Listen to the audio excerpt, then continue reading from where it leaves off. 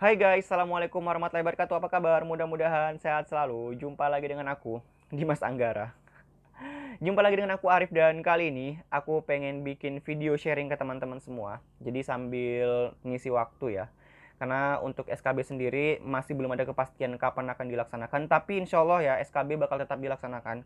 Jadi untuk teman-teman gak usah khawatir. Hanya soal waktu ya. Karena memang sekarang ini kita lagi ada di situasi krisis virus corona COVID-19. Dan aku juga yakin teman-teman semua, kita semua berharap agar virus corona bisa segera berakhir pandemi ini dan kita bisa melaksanakan atau menjalankan kembali aktivitas seperti biasanya. Dan ini juga masih di suasana bulan Ramadan. Untuk teman-teman yang sedang berpuasa, aku mau mengucapkan selamat menunaikan ibadah puasa. Mudah-mudahan puasanya lancar. Ya meskipun kita ya dengan situasi seperti ini ya, ibadahnya juga mungkin masih harus sendiri-sendiri atau di rumah masing-masing, tapi nggak apa-apa. Karena esensinya sendiri adalah kita berusaha untuk memperbaiki diri. Oke guys, seperti biasa sebelum kita ke sharing ya, sharing tentang pengalamanku waktu tes CPNS, waktu aku daftar, aku mau menghimbau teman-teman semua, jangan lupa untuk klik tombol subscribe ya. Kan dengan klik tombol subscribe nanti teman-teman bakal dapat notifikasi kalau aku update konten-konten terbaru. Share juga videoku ke teman-teman kalian, dan kalian juga bisa follow akun Instagram @dunia_cpns untuk informasi yang update ya. Oke, kalau udah kayaknya openingku udah terlalu panjang. Kita langsung aja ke sharingnya ya. Jadi untuk teman-teman, informasi juga ke teman-teman semua, aku ikutan atau daftar CPNS itu di tahun 2018. Dan kalau salah mau dikoreksi ya. Jadi tahun 2018 itu adalah penerimaan CPNS setelah kurang lebih 4 tahun nggak ada. Ini yang besar-besaran ya, karena tahun 2017 tauku juga buka, tapi itu khusus buat kementerian. Tapi untuk lowongan yang besar ya, yang dimana ada Pemda, lembaga, dan kementerian itu buka, itu terakhir tahun 2014 itu sempat buka dan dibuka lagi di tahun 2018. Jadi setelah 4 tahun gak ada penerimaan CPNS yang cukup besar, tahun 2018 dibuka lagi dan aku ikut di penerimaan CPNS tahun 2018. Nah, mungkin sedikit apa ya, sedikit cerita juga. Aku sebenarnya lulusan tahun 2015. Jadi aku lulus S1 tahun 2015, aku kuliah di Jakarta. Dan sebelum daftar CPNS aku juga sempat kerja selama kurang lebih 2 tahun ya. Jadi sebelum aku daftar di CPNS, aku sempat kerja selama 2 tahun di perusahaan swasta. Ya, jadi di perusahaan startup lah. Kemudian setelah itu, di tahun 2018 aku putuskan untuk kembali ke tempatku, ke kota asalku di Kalimantan. Dan memang juga waktu aku kembali sudah beredar kabar bahwa akan dibuka penerimaan CPNS. Makanya aku putuskan untuk kembali ke tempat kota asalku. Nah, kemudian setelah itu di tahun 2018, ya kan aku sempat nganggur juga kok selama beberapa bulan, karena memang aku baliknya itu beberapa bulan sebelum penerimaan CPNS dibuka, dan selama beberapa bulan aku bener-bener nggak ngapa-ngapain, jadi aku nganggur. Nah, setelah itu penerimaan CPNS kemudian dibuka. Step-stepnya itu sama. Jadi tahun 2018 dan 2019 itu relatif sama prosesnya ya. Jadi ada ada pendaftaran online dulu. Jadi kita daftar secara online, isi data dan lain-lain. Kemudian setelah itu kita harus ngirim berkas ya. Jadi kalau di tempatku ya waktu itu, setelah aku daftar online, aku harus ngirim berkas fisiknya ke instansi tempat aku ngelamar. Nah, perbedaannya adalah di tahun ini dan tahun kemarin ya, waktu aku daftar itu, waktu kita ngirim berkas secara offline atau kita ngirim berkas fisiknya, panitia itu masih ngecekin satu-satu. Jadi dia ngelihat, oh ini dokumen kamu udah lengkap apa enggak. Kemudian kalau misalnya ada yang kurang, kurangnya apa, nanti bisa diperbaiki. Tapi kalau tahun ini kan enggak ya. Tahun ini setahu aku ya, teman-teman yang daftar tahun ini silahkan dikoreksi. Jadi teman-teman ngecek sendiri, memvalidasi sendiri, dan memverifikasi apakah dokumen teman-teman ini sudah sesuai dengan persyaratan. Ya, jadi teman-teman sebelum benar-benar ngumpulin ke panitia dokumen-dokumennya, teman-teman memang sudah harus memverifikasi sendiri dokumennya itu sudah sesuai atau tidak gitu. Kalau misalnya tahun aku itu masih dicek oleh panitianya. Kalau misalnya masih ada yang kurang, masih dikembalikan dan kita disuruh untuk memperbaiki. Tapi kayaknya kalau tahun ini nggak kayak gitu ya. Jadi memang teman-teman disuruh untuk ngecek sendiri. Kalau misalnya ternyata teman-teman ada yang keliru, maka ya teman-teman bisa dipastikan bisa gagal di seleksi berkas awal gitu. Kemudian setelah kita melakukan seleksi berkas, itu nanti akan ada pengumuman siapa aja yang lolos ke SKD. Nah, itu langsung aku persiapan untuk SKD. Nah, untuk SKD sendiri, jujur ya, untuk tes CPNS ini adalah yang pertama kali buat aku. Nah, waktu aku daftar itu, ya kan aku nggak tahu sama sekali SKD itu apa, TWK, TKP, SKB, dan lain-lain itu kan. Aduh, ini istilah yang baru banget bagi aku dan aku harus belajar dari awal. Nah, waktu aku persiapan, untungnya sih aku waktu itu persiapan sama teman-temanku ya. Dan aku banyak belajar juga dari mereka. Makasih ya teman-teman, udah ngebantu juga. Dan media belajarku itu aku nggak beli buku sama sekali. Jadi aku nggak beli buku CPNS ya kan. Aku cuma nyari di internet. Terus aku fotokopi juga ya materi dari temanku. Kemudian habis itu aku eh, modal aplikasi. Jadi waktu itu juga apa ya, belum ada channel-channel YouTube yang belajar CPNS ya kan. Jadi waktu itu aku cuman belajar di lewat fotokopian tadi, yang buku fotokopian, latihan-latihan soal. Kemudian yang kedua aku belajar dari aplikasi, yang ketiga aku belajar dari internet. Jadi internet ini dari situs-situs ya. Jadi misalnya aku kan udah ada tuh dikasih kisi-kisinya. Aku cari materinya di internet, aku pelajari. Nah, kemudian setelah itu di zaman aku ya 2018 itu masih belum ada channel-channel YouTube yang ngebahas masalah CPNS ya. Dan ada mungkin satu dua tapi aku belum notice gitu. Aku belum sadar dan nggak ada nonton juga. Jadi aku nyarinya itu lumayan susah. Dan itu adalah salah satu alasan kenapa aku bikin channel YouTube ini. Jadi waktu aku daftar CPNS itu susah banget buat nyari materi belajar di YouTube. Jadi aku pengen tahu sebenarnya penjelasannya seperti apa. Tapi waktu di tahun aku itu nggak ada. Jadi akhirnya ya udahlah, karena nggak ada yang bikin, jadi akhirnya aku yang bikin gitu. Jadi itu salah satu alasan kenapa aku bikin channel YouTube tentang PNS. Kalau sekarang kan alhamdulillah teman-teman sudah banyak referensi kan, jadi nggak perlu khawatir. Teman-teman bisa belajar bareng juga ya kan. Teman-teman juga bisa belajar bareng aku di channel aku. Kalau misalnya teman-teman pengen tahu mengenai CPNS, latihan-latihan soal, dan kemudian informasi-informasi seputar dunia CPNS, teman-teman kan bisa ngikuti di channel aku ya. Dan channel teman-teman juga yang lain, ada Viracun, ada Dosen Deso, ada Kartika, dan channel-channel mereka semua kita berteman baik dan kita semua berusaha untuk ngebantu teman-teman. Jadi channel manapun sama aja ya. Tapi teman-teman juga aku harapkan udah follow juga dan subscribe juga channelku. Oke guys, jadi kita lanjut lagi. Habis itu aku coba untuk belajar, kita belajar bareng, dan sumberku dari situ. Karena memang di tempatku itu buat nyari buku CPNS nggak ada. Kalau ada pun mungkin aku akan beli sih waktu itu. Cuman karena memang nggak tersedia dan aku cari toko buku nggak ada, ya namanya di daerah kan. Akhirnya ya udah aku cukup fotokopi aja punya temanku.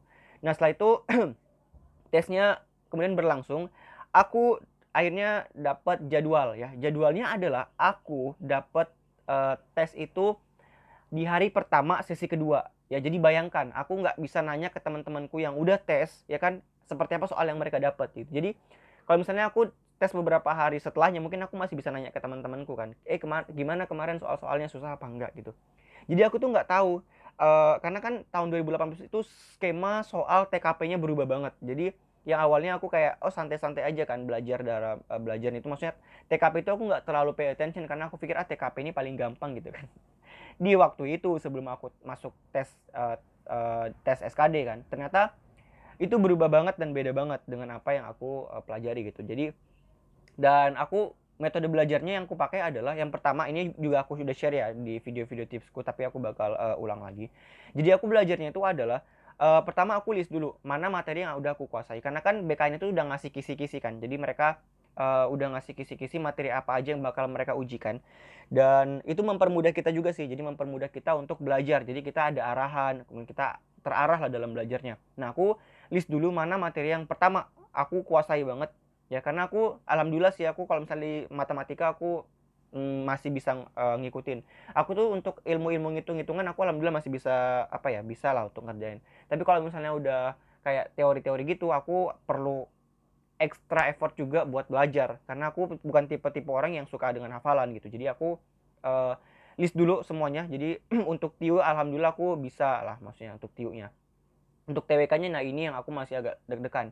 Nah makanya pertama aku list dulu mana materi yang udah aku kuasai banget, termasuk TWK TIU ya. Terutama untuk TWK TIU. Kalau TKP itu kan lebih ke kita pola pikir kan, pola pikir dan kepribadian kita. Nah itu yang diasah. Nah untuk TWK dan TIU ini makanya aku list dulu mana yang udah aku kuasai, mana yang aku belum kuasai. Aku bagi menjadi 3. Yang pertama adalah mana yang udah aku kuasai banget materinya. Yang kedua mana yang aku antara kuasai dan enggak. Jadi kayak aku tahu tapi agak-agak lupa-lupa juga gitu. Jadi itu ada di antara tahu dan nggak tahu. Kemudian sama yang ketiga adalah materi yang aku nggak tahu sama sekali. Nah tujuannya apa aku bikin jadi 3 ini? Yang pertama untuk menentukan prioritas dalam belajar. Jadi yang pertama kali aku pelajari adalah materi yang udah aku ngerti banget. Kenapa aku mulai dari situ? Ini untuk memantapkan lagi memantapkan kembali materi itu, biar nanti kalau misalnya soal itu keluar aku udah bisa pastikan aku bisa jawab. Jadi yang pertama kali aku pelajari itu adalah materi yang aku udah ngerti banget. Ini karena aku udah ngerti banget, jadi sebenarnya aku belajarnya itu bukan untuk tahu lagi ya, tapi untuk memantapkan lagi. Jadi buat refresh aja. Makanya waktu yang aku pakai untuk belajar di materi yang ini, yang aku udah ngerti banget itu bentar aja, paling 1 hari. Jadi kalau misalnya ada waktu alokasi 2 minggu, 1 hari ini aku pakai untuk mempelajari kembali materi yang aku udah paham banget. Ya jadi kalau nanti soal yang sama muncul, aku bisa pastikan insya Allah aku bisa jawab dan bisa jawab dengan benar gitu. Jadi itu kenapa aku belajar dari situ. Karena jangan sampai ya misalnya materi yang udah kita kuasai banget, tapi karena kita nggak ngulang, pas kita tes soalnya keluar, jadi kita karena udah ngerasa pede tapi tiba-tiba kita lupa gitu, dan karena kita nggak ngulang akhirnya kita malah salah, kan sayang banget. Makanya aku mau mulai dari yang kita udah bisa banget, biar nanti teman-teman pas soalnya keluar, teman-teman udah bisa pastikan teman-teman bisa ngerjain soalnya ya. Kemudian yang kedua aku pelajari selanjutnya adalah materi yang antara aku bisa dan nggak bisa. Nah ini untuk mengingat kembali dan kemudian melatih kembali supaya aku udah jago gitu dengan materinya ya. Kemudian yang ketiga yang aku pakai, yang aku pelajari adalah materi yang aku nggak tahu sama sekali. Dan karena ini aku nggak tahu sama sekali, maka rentang waktu yang aku perlukan untuk mempelajari ini lebih panjang. Misal yang lain itu cuman sehari atau 2 hari, nah ini aku pakai bisa sampai 1 atau 2 minggu gitu untuk mempelajari materi yang aku nggak tahu sama sekali. Jadi itu trik yang aku pakai ya. Dan ini juga udah aku cantumkan, udah aku jelaskan di tips yang aku share juga di video-videoku mengenai tips untuk lolos CPNS.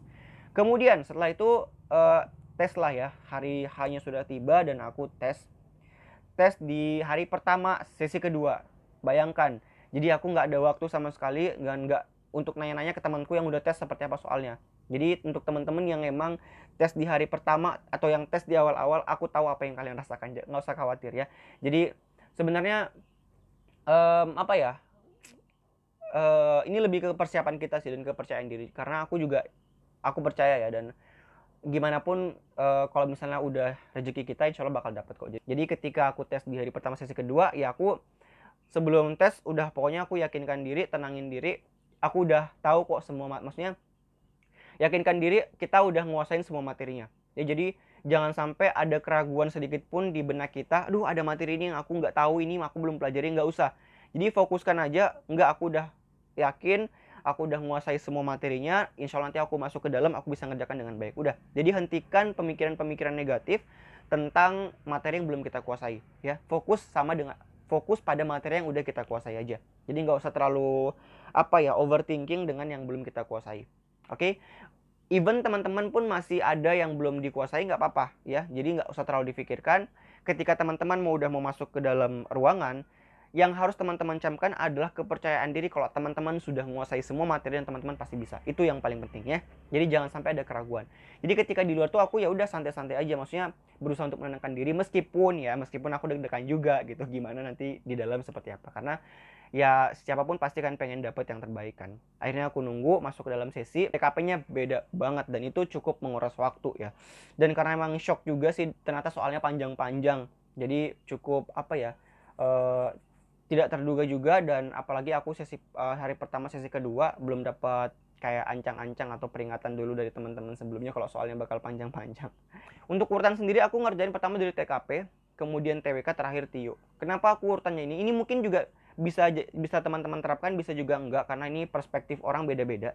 Kenapa aku mulai dari TKP? Karena satu, TKP ini dia lebih ke pemahaman, dan TKP ini dia yang kita nggak perlu ngingat-ngingat jawaban, nggak perlu ngitung-ngitung, dan kita cukup menjawab sesuai dengan kepribadian ataupun karakteristik yang diharapkan di soal.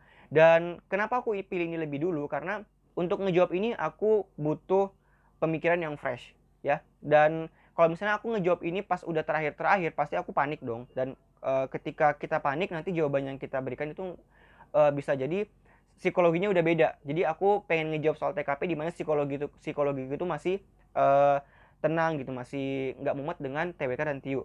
Kemudian setelah itu baru aku lanjut ke TWK, kemudian terakhir di TIU. Kenapa TIU terakhir? Karena TIU ini kenapa TWK yang kedua? Karena ini untuk biar nanti yang udah aku hafalkan itu nggak cepat hilang gitu, karena kan ini sifatnya kan hafalan.